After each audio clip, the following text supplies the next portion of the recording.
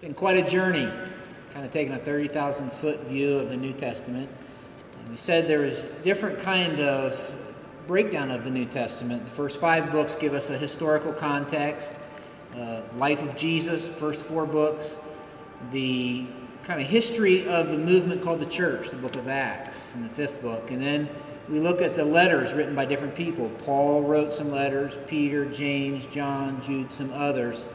And it brings us to the very last book in the New Testament, the book of Revelation. And the book of Revelation is one that often gets approached with fear and trembling, with tons of curiosity and confusion.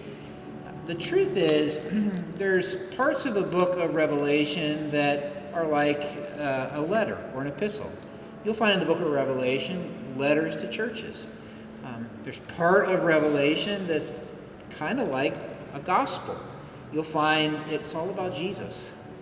But then there's this part of Revelation that when you read it, you know you're reading different kind of literature. The best way for me to describe it would be if I were to go to a foreign country that you've never been to, and then I were to return home and try to describe to you what I saw there, and you've never been there and never seen it, I would have to use things that you're familiar with to draw a comparison with something that I've seen that you've never seen. When you get to Revelation, that's what you have. It's almost like John, the one writing it, and he's writing it while he's exiled on the island of Patmos. So he's a prisoner, he's exiled, and he's writing it, and God has given him this vision, and some of the things that we read in there are like so out of this world that he has to draw comparisons for us.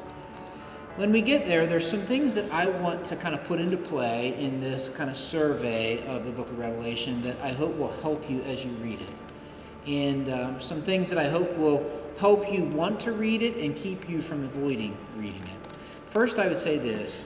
The book of Revelation is the one book that has a promise. And that promise is that God says, "Blessed are those who read this book." So when I think about Revelation, I think there's 2 different polar opposite responses that we need to avoid. One is, a lot of people avoid the book of Revelation. And what God says is, blessed are those who read it, and who listen and hear, obey. The other kind of error that we make in approaching the book of Revelation is a preoccupation with it. It's all we want to read. And I think the book of Revelation makes sense against the backdrop of the grand story that God has for us in his word. When you get to the book of Revelation, you see first and foremost, it is written by a real person, John, and it is written to real people. You see it start with John writing to churches on behalf of Jesus. That's significant. Jesus has a message for these churches, and they were real churches, and their messages of warning, encouragement, challenge, and rebuke. And he's challenging them as he looks at their churches. He's like, some of you have left your first love. Some of you have become lukewarm. Some of you have drifted to the left. And so Jesus has a word for the churches. Imagine getting a letter that you read in church, and it's from Jesus. So John delivers these letters to these churches. But then you get to chapter 4, and something fascinating happens.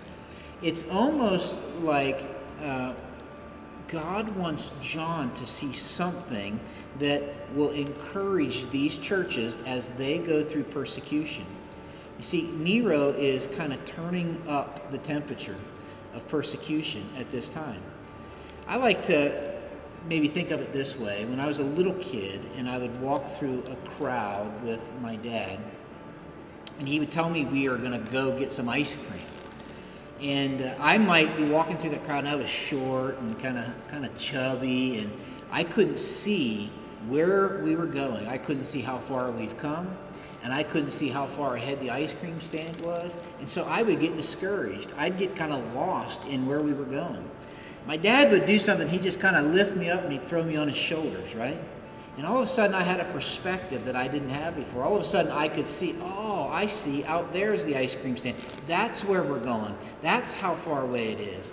It's almost like when you get to Revelation 4, that Jesus takes John and he slings him up and throws him on his shoulder. And as he throws him on his shoulder, he says, I want you to be able to talk to these churches about the things that are coming. And so when you get to Revelation 4, there's certain things that he shows John. First is this: the book of Revelation is all about Jesus. And so from Revelation 4 on, you see worship being a primary theme. That Jesus is the Lamb who is worthy of our worship. Jesus is the warrior who is going to win the war. And so all of a sudden, John sees Jesus in this magnificent light. I would say if you read the book of Revelation and it creates fear, you're probably reading it through the wrong lens. It's a book about Jesus. It's a book about worship. You also see that it's a book about God's judgment. You're going to encounter things like bowls and seals and trumpets and beasts and women and this and that. And here's the deal. There is a spiritual war taking place, and you see in the book of Revelation this climax in a dramatic way. And you see God's judgment being poured out. You see war being waged. But as John is on Jesus' shoulders and he looks ahead, here's what we know. You get to the end of Revelation, Jesus wins. Jesus wins, and Satan is defeated. And that's why Revelation is kind of a great way to end the New Testament, because we began the New Testament with the king who came. He came as a baby. He came different than they expected. He grew up, and he taught things that was different than they expected. He decided that the first would be last and the last would be first. The way to greatness would be to serve, and then eventually he gave his life in place of his people so that he could be a sacrifice for their sins. And then he left, and he advanced the message of his kingdom through this thing called his church, which we get to be a part of today. The book of Revelation tells us this, that message of his kingdom comes to a culmination where the king comes back and he reigns forever. He sets up his kingdom, and there's a new heaven and there's a new earth. There's no more crying. There's no more death. God with his people.